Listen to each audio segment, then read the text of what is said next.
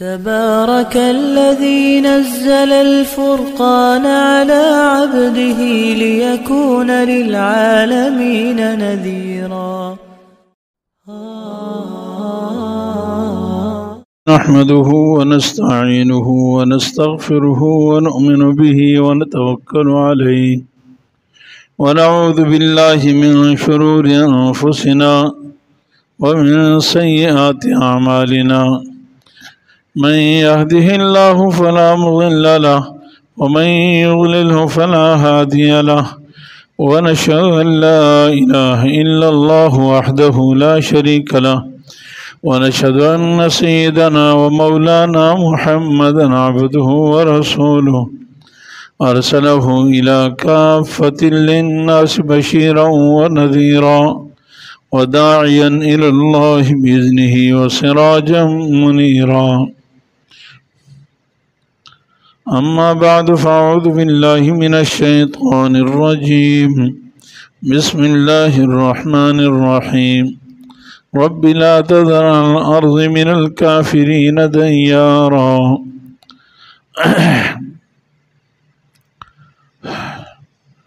صدق الله العلي العظيم وصدق رسوله النبي الحبيب الكريم ونحن على ذلك لمن الشاهدين والشاكرين والحمد لله رب العالمين. درود شریف پڑھ لیں. اللهم صل على محمد وعلى آل محمد كما صليت على إبراهيم وعلى آل إبراهيم إنك حميد مجيد. اللهم بارك على محمد وعلى آل محمد كما باركت على إبراهيم وعلى آل إبراهيم إنك حميد مجيد. رب اشرح لي صدري ويسر لي أمري واحلل عقدة من لساني يفقهوا قولي رب زدنی علما. اللہ جل جلالہ ساری کائنات کے خالق و مالک ہیں. سب تعریفیں اللہ جل جلالہ کے لیے ہیں. وہ ہر عیب سے پاک ہے. اس نے ساری کائنات کو بنایا اور ساری کائنات کا نظام چلا رہے ہیں. ساری کائنات اپنے وجود میں ہر چیز میں اللہ تعالیٰ کی محتاج ہیں. وہ اکیلا بے مثل و بے مثال بے نیاز ذات ہیں. اللہ تعالیٰ سب سے بڑے ہیں. اللہ تعالیٰ پر ہی ہمارا ایمان ہے. ہم اسی کی عبادت کرتے ہیں اور اسی سے مدد مانگتے ہیں. اسی پر اعتماد اور بھروسہ ہے.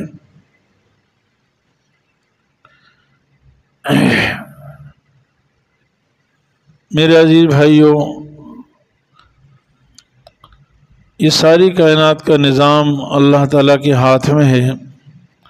اس کائنات میں کوئی مالدار ہے تو کوئی غریب ہے، کوئی امیر ہے، کوئی فقیر ہے، کوئی وزیر ہے، کوئی عام آدمی ہے.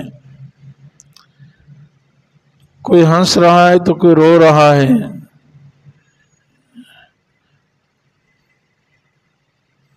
جتنے بھی انسان پر حالات آتے ہیں، مسلمان پر ہوں، کافر پر ہوں، نیک پر ہوں، بد پر ہوں، فاسق فاجر پر ہوں،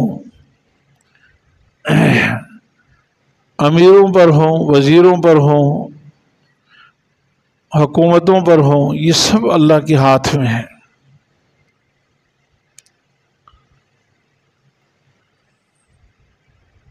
اس دنیا میں جتنے بھی حالات ہیں، یہ حالات نہ ہی ناکامی کی دلیل ہیں نہ ہی کامیابی کی دلیل ہیں. اللہ تعالیٰ نے اس دنیا کو پیدا ہی اس لیے کیا ہے تاکہ ہر انسان کا امتحان لے.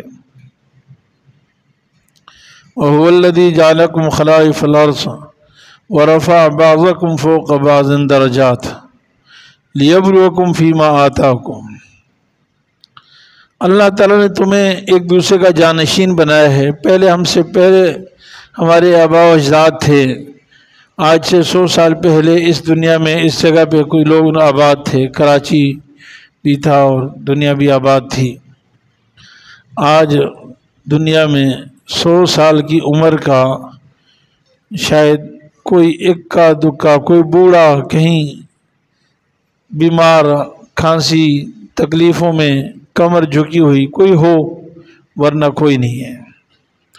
اللہ تعالیٰ نے ساری دنیا کو نظام، نئے لوگ آ گئے، میں اور آپ آ گئے، اور جتنے ہم یہاں موجود ہیں آج سے 100 سال بعد ہم میں سے کوئی نہیں ہوگا۔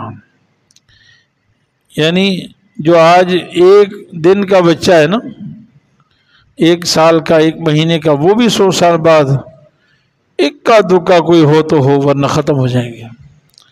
پوری 1 صدی میں پوری ایک نئی نسل آ جاتی ہے، پرانی نسل ختم ہو جاتی ہے۔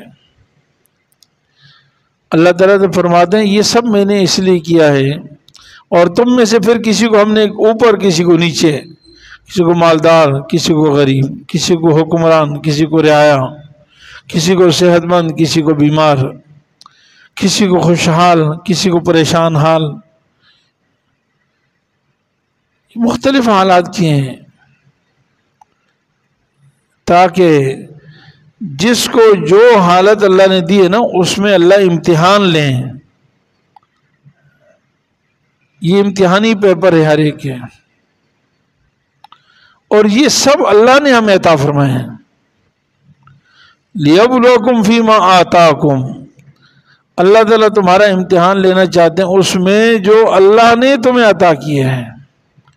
اس سے معلوم ہوا کہ میرے اور آپ کے بس میں کچھ نہیں ہے، کوئی اکڑ، کوئی فخر، کوئی تکبر بیکار ہے، بس یہ ظاہری اسباب ہیں جو اللہ تعالیٰ نے عطا فرمائے ہیں، ورنہ بڑی سے بڑی سلطنتیں، بڑی سے بڑی حکومتیں آنکھ جھپکنے سے پہلے بھی اللہ برباد کر سکتے ہیں۔ فرعون کو مہلت اللہ تعالیٰ نے عطا فرمائی، نمرود کو مہلت، حکومت، عہدہ اللہ نے عطا فرمایا، شداد کو، قارون کو وزارت اور پیسہ دولت اللہ تعالیٰ نے عطا فرمائی، اور جب اللہ تعالیٰ نے چاہا تو مال و دولت سمیت اللہ تعالیٰ نے اس کو زمین میں دھنس دیا۔ اس کے بڑے بڑے بنگلے، اس کی کوٹھیاں، اس کے سارے کارخانے،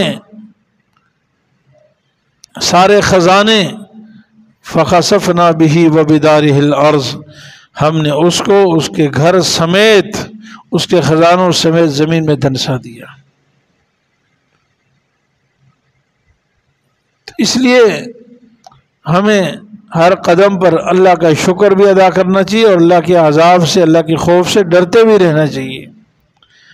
کبھی اکڑنا نہیں چاہیے، کبھی تکبر اور غرور نہیں آنی چاہیے، کبھی قوت بازو پہ ناز نہیں ہونا چاہیے۔ ارے میری طاقت، میری ہوشیاری، میری سمجھداری، میری دولت، میری تعلیم، میرا فن، میرا ہنر، یاد رکھیں یہ سب اللہ کی دین ہے، اور اللہ تعالیٰ جس کو جتنا جب چاہتے ہیں اتنا عطا کرتے ہیں، اور جب چاہتے ہیں لے لیتے ہیں۔ پورا قرآن کریم اس سے بھرا پڑا ہے۔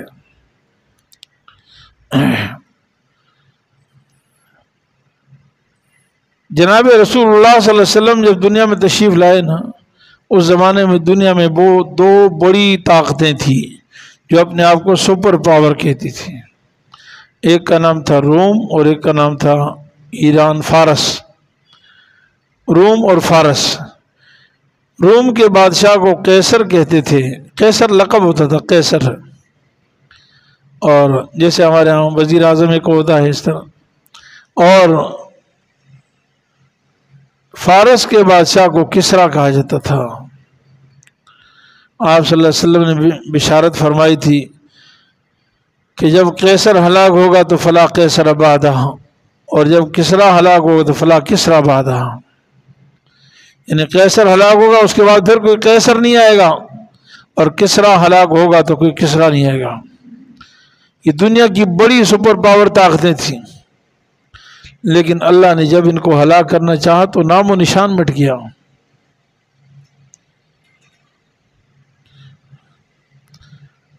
حدیث پاک میں آتا ہے کسرا جو کسرا اپنے آپ کو زیادہ مجوسی تھے اور زیادہ دولت پہ حکومت پہ اس کو ناز تھا، طاقت پہ ناز تھا، آپ صلی اللہ علیہ وسلم نے صلح حدیبیہ کے بعد مختلف بادشاہوں کو خطوط لکھے، قیصر کو بھی خط لکھا، یعنی ہرقل اس کا نام تھا، یعنی روم کا جو بادشاہ تھا ہرقل، اس کو لکھا۔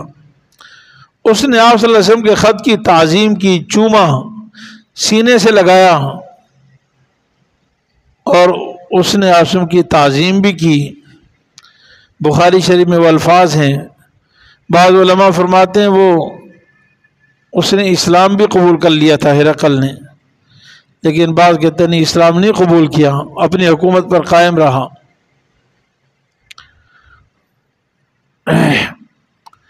لیکن آپ صاحب نے وہی ایک خط اپنے کسی صحابی کے ذریعے سے کسرا کے بعد بھیجا۔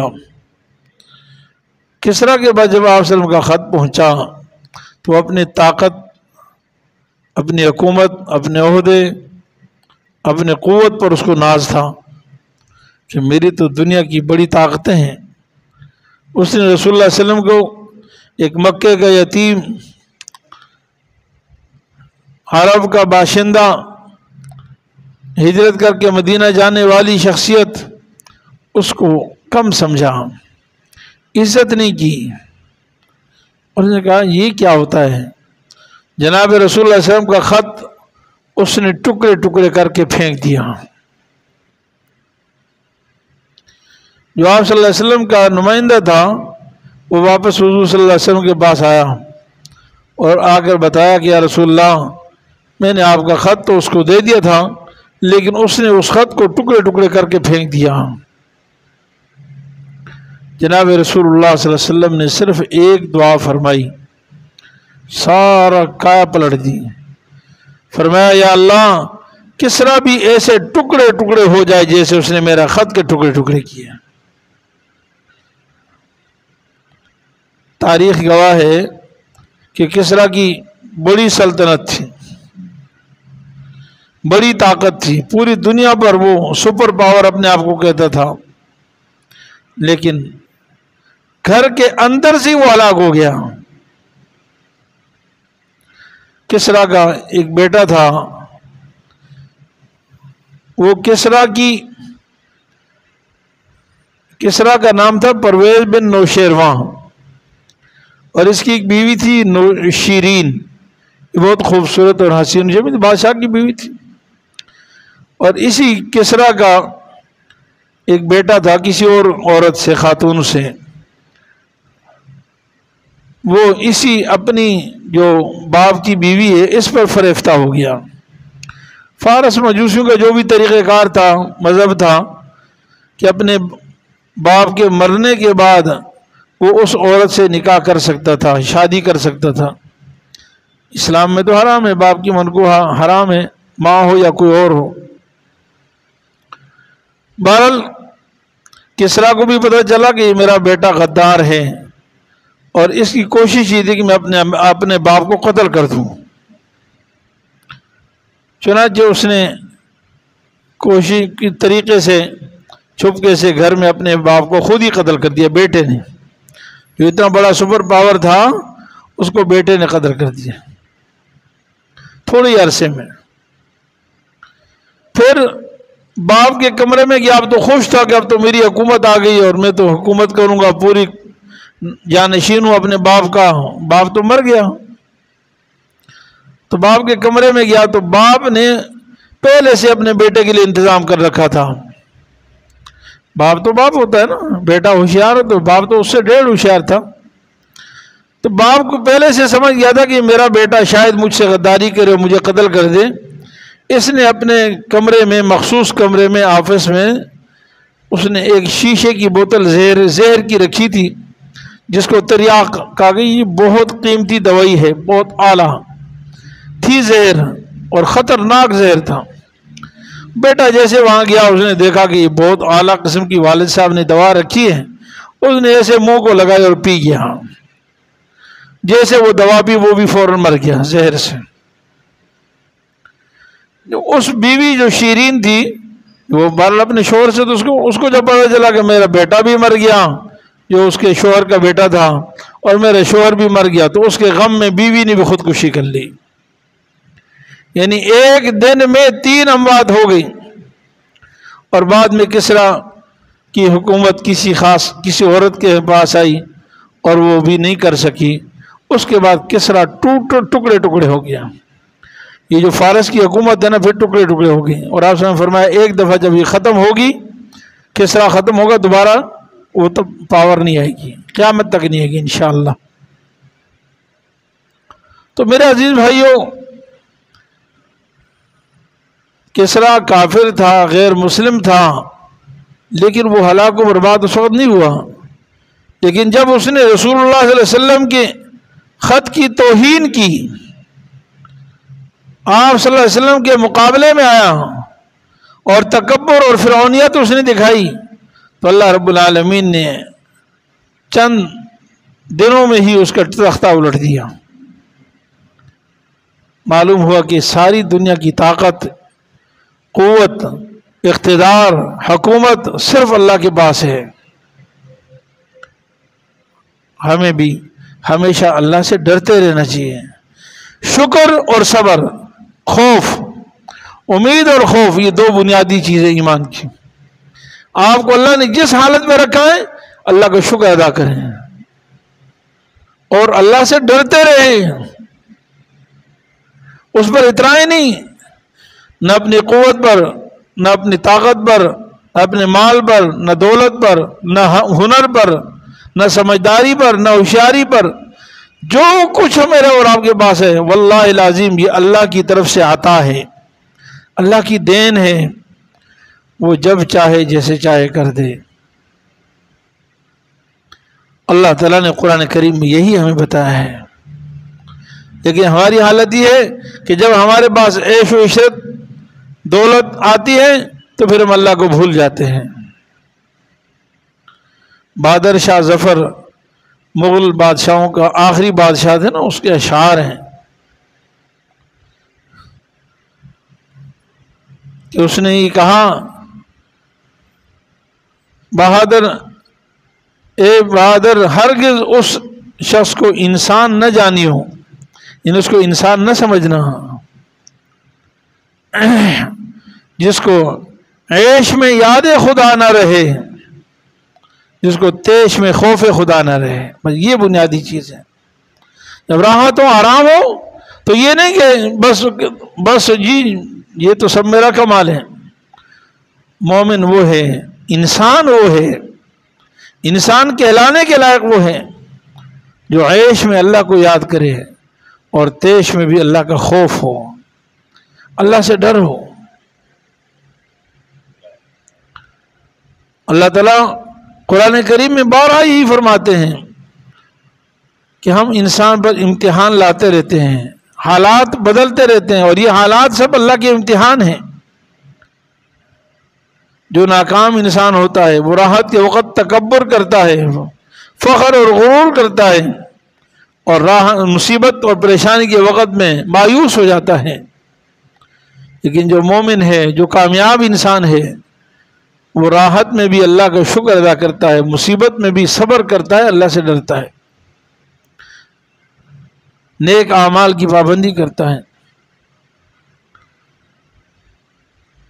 میرے عزیز بھائیو، قرآن کریم میں سارے انبیاء علیہ الصلوۃ والسلام کی دعاؤں کا ذکر ہے، کئی انبیاء علیہ السلام کی دعاؤں کا ذکر ہے۔ وہ انبیاء جن کے وجود انسانیت کے لیے رحمت ہے، جن کے ہونے پر اللہ نے قرآن میں وعدہ کیا ہے کہ آپ ہوں گے تو عذاب ہی نہیں آئے گا۔ وَمَا كَانَ اللَّهُ لِيُعَذِّبَهُمْ وَأَنْتَ فِيهِمْ، جناب رسول اللہ صلی اللہ علیہ وسلم سے وعدہ ہے قرآن ہے، اللہ ان کو بھی عذاب نہیں دے گا جب تک آپ ان میں ہوں گے۔ اور ہر نبی کو جب بھی اس کی قوم پر عذاب آیا تو نبی کو کہا گیا کہ آپ یہاں سے چلے جائیں۔ قوم پر عذاب تب آیا جب نبی ان سے نکل گیا. آپ صلی اللہ علیہ وسلم سے بھی یہ وعدہ کیا کہ آپ کے ہوتے ہوئے ان پر عذاب نہیں آئے گا، لیکن آپ صلی اللہ علیہ وسلم کی کیفیت خوف خدا یہ ہے، آپ صلی اللہ علیہ وسلم اللہ سے دعائیں مانگ رہے ہیں. قُلْ رَبِّ إِمَّا تُرِيَنِّي مَا يُوعَدُونَ رَبِّ فَلَا تَجْعَلْنِي فِي الْقَوْمِ الظَّالِمِينَ. اے اللہ، آپ جو ان سے کافروں سے ظالموں سے وعدہ کیا ہے نا کہ تم پر یہ عذاب آئے گا، اللہ مجھے ان میں ظالموں میں شامل نہ فرما دینا، مجھے ان سے بچا لینا. یہ ہے خوف خدا. ایک طرف تو اللہ کا وعدہ، دوسری طرف پھر بھی اللہ کا خوف. آج ہماری حالت یہ ہے کہ ہم اپنی حالت پر ہم بھول جاتے ہیں کہ ہمارے اوپر بھی کوئی ذات ہے. جب ہمارے سامنے غریب ہوتا ہے، جب ہمارے سامنے فقیر ہوتا ہے، جب ہمارے سامنے یتیم ہوتا ہے، جب ہمارے سامنے کوئی بیوہ ہوتی ہے، کوئی لاچار مظلوم ہوتا ہے، تو ہمیں اللہ بھول جاتے ہیں. یا دین کی کوئی بات ہوتی ہے، شریعت کی کوئی بات ہوتی ہے، اللہ اس کے رسول کی بات ہوتی ہے، کوئی مسجد کا معاملہ ہوتا ہے، کوئی مدرسے کا معاملہ ہوتا ہے، تو ہم کہتے ہیں یہ تو سب ہمارے بیکاری اور محتاج ہیں، میری طاقت ہے، میں ایسی تیسی کر دوں گا، میں یہ کر دوں گا. حکومت سے میرے تعلقات، وزیروں سے میرے تعلقات، مشیروں سے میرے تعلقات، عہدے والوں سے میرے تعلقات، اور غریب، یتیم، بیوہ، مسکین، مظلوم، مزدور، اس کو ہم کچھ نہیں سمجھتے ہیں. یاد رکھیں، جب بددعا لگتی ہے نا تو آسمانوں کو پھاڑ جاتی ہے. نبی کریم نے فرمایا اتق دعوت المظلوم فإنها ليس بينه وبين الله حجاب او كما قال علیہ الصلوۃ والسلام. مظلوم کی بد دعا سے بچو، اس لیے کہ اللہ اور اس کے درمیان کوئی رکاوٹ نہیں ہے، فاصلہ نہیں ہے، پردہ نہیں ہے. جب اللہ چاہیں گے تو ایسے لگے گی کہ نام و نشان تک نہیں رہے گا. پھر نسلیں یاد کریں گی، لیکن پھر کیا فائدہ؟ پہلی سمجھ جانا چاہیے نا. ہم میں سے کوئی جتنا بھی بڑا ہے وہ چھوٹا ہی ہے. وہ میرا اور آپ کا وہم ہے، میرا اور آپ کا زعم ہے، بیوقوفی ہے، جہالت اور حماقت ہے. معذرت کے ساتھ ہم نے اپنے آپ کو بڑا سمجھ رکھا ہے. ہم میں سے کوئی بڑا نہیں، سب اللہ کہتا ہے. اس لیے اللہ کے خوف سے، اللہ کی پکڑ سے ہمیشہ ڈرتے رہیں، ورنہ لمحوں میں خطا کی، صدیوں میں سزا پائی. پھر صرف آپ کو سزا نہیں ملے گی، ہو سکتا ہے آپ کی نسلوں کو سزا ملے. اللہ تعالیٰ قرآن کریم میں فرماتے وَلْيَخْشَ الَّذِينَ لَوْ تَرَكُوا مِنْ خَلْفِهِمْ ذُرِّيَّةً ضِعَافًا خَافُوا عَلَيْهِمْ وَلْيَخْشَ الَّذِينَ لَوْ تَرَكُوا مِنْ خَلْفِهِمْ ذُرِّيَّةً ضِعَافًا خَلَوْا، یعنی وہ لوگ جن کے پاس یتیم ہیں ان کو یہ بھی ڈرتے رہنا چاہیے کہ کل ایسا بھی ہو سکتا ہے کہ میرے بچے یتیم رہ جائیں،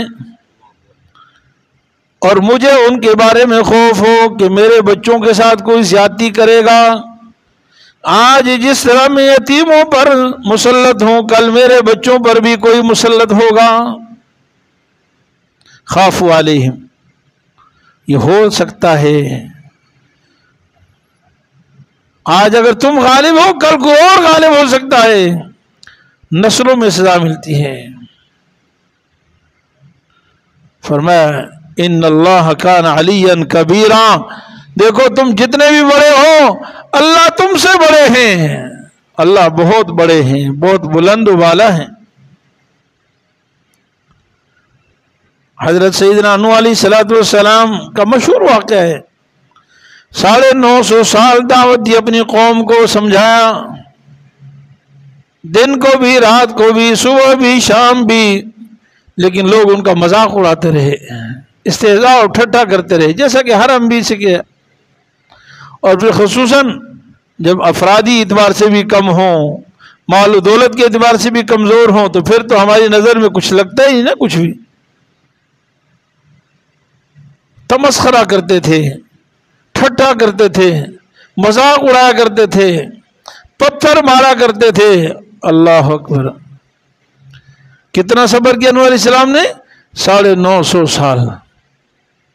اب وہ قوم سمجھتی تھی کہ اس کی کیا پاور ہے، 950 سال اس کے پیروکار بھی چند ایک، یہ کیا حیثیت رکھتا ہے؟ نعوذ باللہ من ذالک، اس کی کیا پاور ہے؟ لیکن وہ جب تک تھا، جب اللہ تعالیٰ نے، جب تک اللہ ان کو بسانا چاہتے تھے تب تک تھا.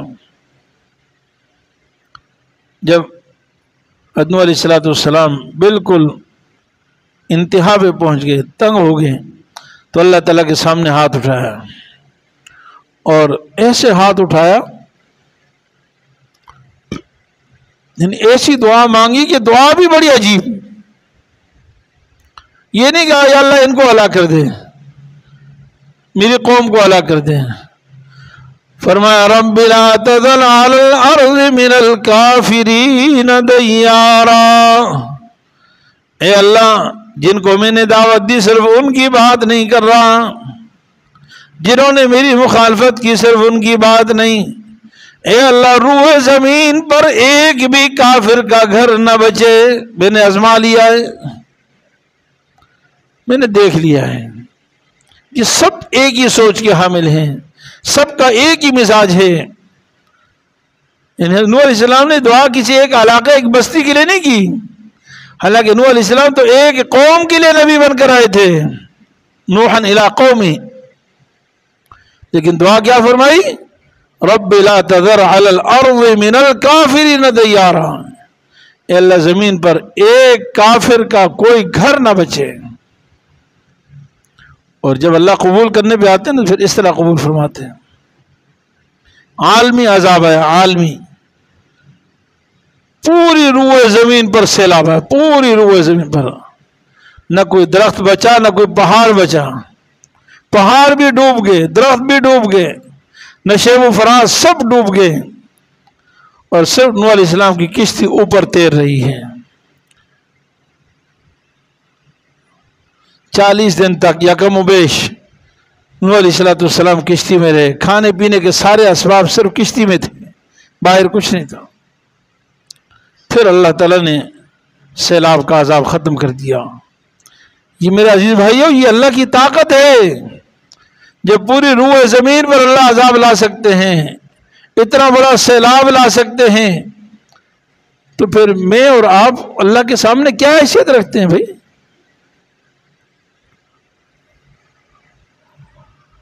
اللہ تعالیٰ فرماتے ہیں ہم نے تو تمہیں ان لوگوں کو، جو پہلے لوگوں کو ہم نے عطا کیا تھا، اس کا عشر عشیر، 10ویں حصے کا 10واں حصہ بھی نہیں دیا.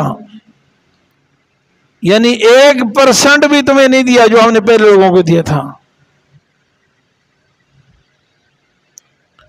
اور تم اتراتے ہو. تو میرے عزیز بھائیوں، ہمیں ہمیشہ اللہ سے ڈرتے رہنا چاہیے اور اللہ تعالیٰ کا شکر ادا کرتے رہنا چاہیے، اور کبھی اپنے کسی حالت پر ناز اور تکبر نہ ہو، فخر اور غرور نہ ہو. یہ سب اللہ تعالیٰ کے اختیار میں ہے. جب اللہ چاہیں گے تختہ الٹ دیں گے، اور پھر پچھتائیں گے تو پچھتانے کا کوئی فائدہ نہیں ہوگا، پھر رونے دھونے کا کوئی فائدہ نہیں.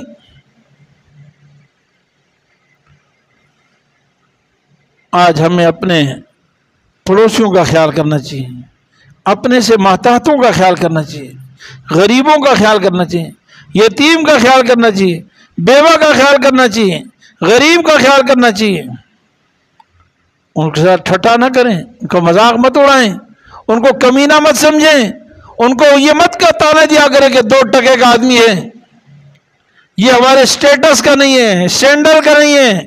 ہمارے اسٹینڈرڈ اونچا بھائی، اونچے لیول کے. ہم تو ڈیفنس کلیفٹن سوسائٹی میں رہتے ہیں، اور یہ تو کئی غریب علاقے میں رہتا ہے، یہ تو مزدور ہے۔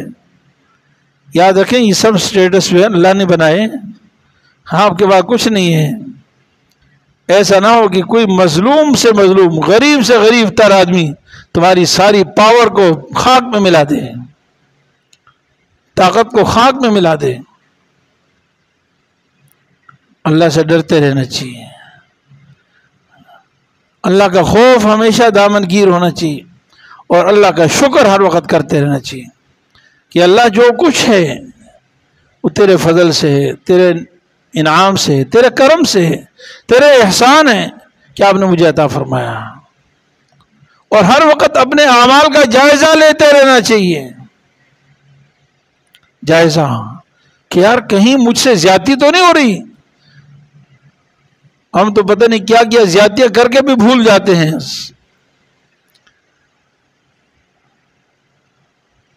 کہاں ظلم کرتے ہیں، کہاں ہم فرعونیت دکھاتے ہیں، پھر بھی بھول جاتے ہیں، پھر کہتے ہیں میں تو صاف ستھرا ہوں، میرے اندر تو کوئی برائی نہیں۔